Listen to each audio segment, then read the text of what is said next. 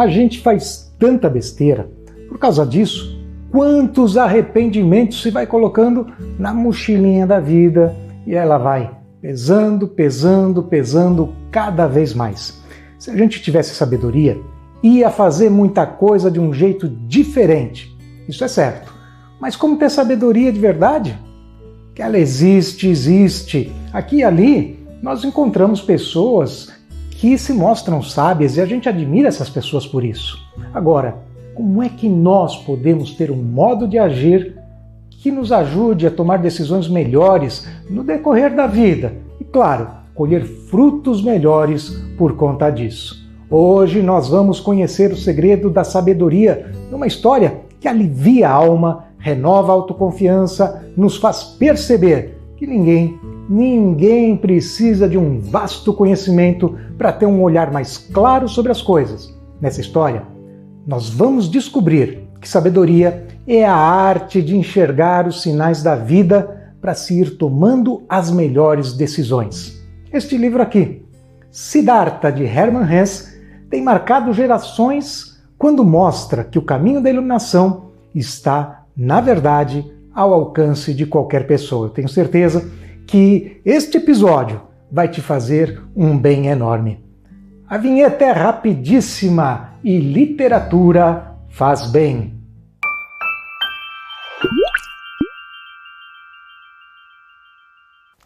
Hermann Hesse, autor de Siddhartha, teve uma jornada pessoal que autenticou a sabedoria tão espontânea e natural revelada nas suas obras. A gente sente que, por trás de um roteiro fictício, o seu conteúdo é verdadeiro, legítimo, extremamente humano. Tanto que o Hermann Hesse ganhou o prêmio Goethe e logo em seguida o Nobel de Literatura com uma observação. Ele ganhou por seus ideais humanitários, estilo, enredo, personagens, assim como nos seus outros livros, Demian, O Lobo da Estepe.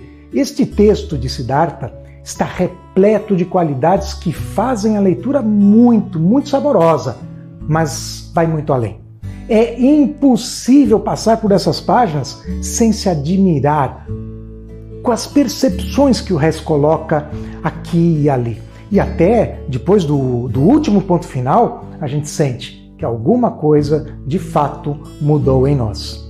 De uma linhagem pastoral, Hesse era filho de pais missionários, neto de reverendo protestante, e aos 14 anos, em 1891, ele foi enviado para estudar teologia e seguir carreira ministerial. A família de Hesse era de uma tradição cristã chamada pietismo.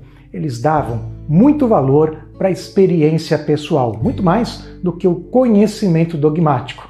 O que aconteceu é que o menino, aos 14 anos, em um seminário teológico, acabou não se adaptando bem com toda aquela doutrina. Resultado disso, bastou um ano de estudos e o rapaz deixou o seminário. Ele ansiava por um caminho menos teórico, mais conectado com a realidade da vida, um caminho que permitisse para ele desenvolver o melhor de si e fazer a vida valer a pena. Não é o que todos nós queremos? Bom, o Hesse foi trabalhar numa livraria, se tornou autodidata, aprendendo e fazendo e aprendendo. Logo, ele começou a carreira de escritor, apesar da pouca idade. E é aí que a jornada pessoal dele se mistura com a obra e nos descortina o segredo da sabedoria. Sexo, dinheiro, trabalho, estudos, tudo que faz parte da vida comum, faz parte da vida de uma pessoa sábia. Porque, na verdade, a sabedoria nos torna pessoas comuns, mais humanos, mais conectados com a vivência das coisas cotidianas, para justamente nos dar a condição de ter uma visão mais clara destas coisas cotidianas. O estilo autodidata de Hesse levou ele a mergulhar na psicologia profunda de Carl Jung, estudando por si mesmo, conversando com alguns amigos que eram profissionais na psicologia e se aprofundavam na psicologia analítica. Aos 34 anos de idade, para complementar, fez uma viagem de imersão na cultura da Índia. Foi a partir daí que Hermann Hesse escreveu a história ficcional do Siddhartha que está nesse livro aqui. E bem podia ser a sua história, a minha história, quando a gente se dispõe, de fato, a aprender com a vida, em vez de fugir das lições da vida. E diga-se de passagem, quando a gente foge das lições da vida, a gente repete de ano. Repete, até aprender a lição, ou não. De qualquer maneira, ambientado na época e na mesma região em que Buda viveu, a trama conta a trajetória de um príncipe chamado Siddhartha. Ele é de uma tradição de Brahmanes, uma casta nobre da sociedade indiana que vive guiada por rituais e doutrinas. Jovem, rico, bonito, tudo vai bem para ele enquanto seguir as regras da sociedade e estiver dentro dos padrões. Mas o Siddhartha percebe que seus dias vão passar em vão se ele continuar desse jeito.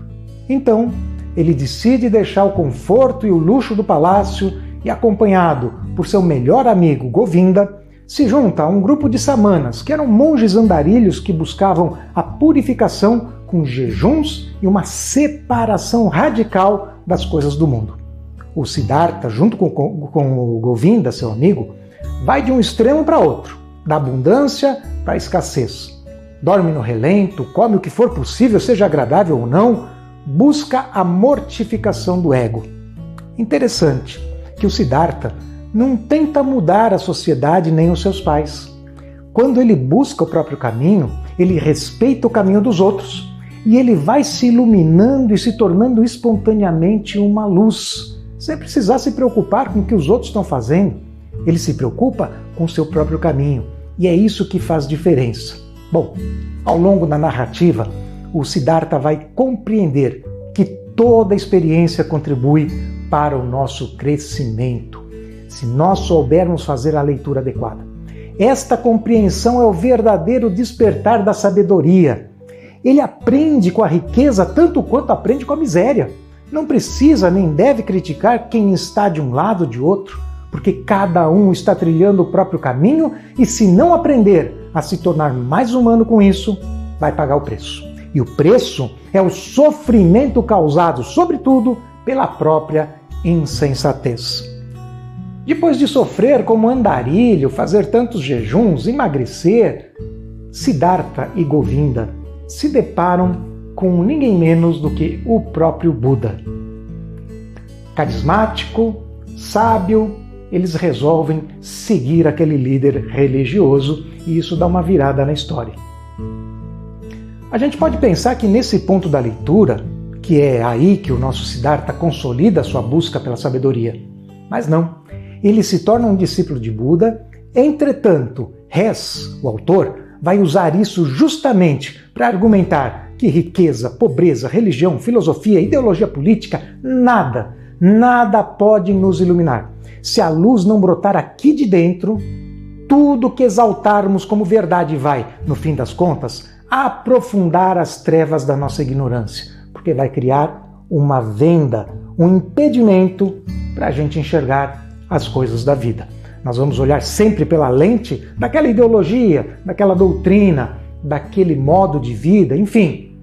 E aí, por conta disso, tempos depois, o Siddhartha deixa de ser discípulo de Buda para seguir finalmente o próprio caminho. Govinda, seu léu amigo, fica escandalizado.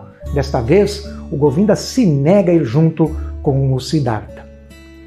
Govinda achava suficiente ser iluminado pela sabedoria, pelas doutrinas do Buda. Para Siddhartha, não existia sabedoria emprestada. E é aí que ele começa, de fato, a encontrar a verdadeira sabedoria. A história, deste ponto em diante, tem mais uma virada e a gente cresce mais um pouco ao perceber que, ao buscar esse próprio caminho, Siddhartha estava finalmente entrando no seu caminho de luz. Siddhartha vai para outra região. No trajeto, precisa atravessar um rio. O balseiro, vendo que o nosso protagonista assumiu a responsabilidade da própria existência, assim como ele, balseiro, havia feito anos atrás, o homem segreda. Eu sei ouvir a voz da correnteza e aprendo com o rio. Siddhartha entende esse mistério. O homem está dizendo que, ao assumir a responsabilidade da própria existência, nós precisamos tomar decisões baseadas no que a vida nos oferece. Temos que ouvir, enxergar, perceber os sinais da correnteza cotidiana. Aqui existe uma oportunidade para bons desdobramentos. Ali existe um risco que não vale a pena. O relacionamento se mostra desgastado, eu tenho que melhorar minhas atitudes para restaurar a relação. Um ciclo se fechou, tenho que seguir em frente. Assim é o fluxo da vida. Discerni-lo é que nos traz a verdadeira sabedoria. Siddhartha chega a uma nova cidade. Conhece uma cortesã chamada Kamala. Ambos se apaixonam, ele começa a viver o drama da vida. Ela apresenta o Siddhartha para Kamaswami, um próspero comerciante local, e ele, Siddhartha, passa a trabalhar com este comerciante. Os anos se vão, nosso sábio herói presta atenção nos gestos e palavras de sua amada. Isso permite que ele aprenda muito com ela enquanto aprofunda o relacionamento. Ao lado do comerciante, atento para os gestos e palavras dos clientes e para as tendências de mercado, Siddhartha se revela um excelente empreendedor e também prospera. Porém, ele ainda vai aprender que sabedoria não é algo que se adquire de uma vez por todas. Vamos sendo sábios e isso, em um espiral virtuoso, vai nos tornando sempre e cada vez mais sábios. Humanos, sim, trabalhando, realizando nossos potenciais, namorando, fazendo amigos, experimentando alegrias, tristezas, boas surpresas e decepções. Em tudo isso, crescendo para discernir cada vez melhor as circunstâncias à medida que vamos nos transformando em quem realmente somos. Kamala tem um filho com Siddhartha. Infelizmente, ainda criança, o menino perde a mãe. Kamala é picada por uma serpente e morre envenenada. Siddhartha passa a morar então com um velho balseiro, exercendo o mesmo ofício e tem que criar o filho sozinho. Quando chega a adolescência, o menino vai ficando rebelde e não assimila a sabedoria que o pai tenta passar para ele. Siddhartha se entristece por isso, mas em um determinado momento ele se dá conta. A luz sempre nasce de dentro para fora, porque a sabedoria nada mais é do que um dizer sim para a vida. Lendo seus sinais ao invés de lutar contra eles, aprendendo e amadurecendo para, ao final de tudo, ouvir a própria vida nos dizer: valeu a pena.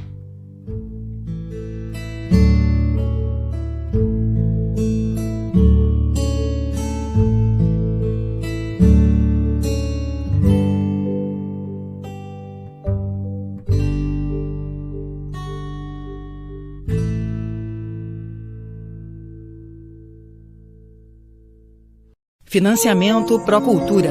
Governo do Estado do Rio Grande do Sul. Novas façanhas na cultura.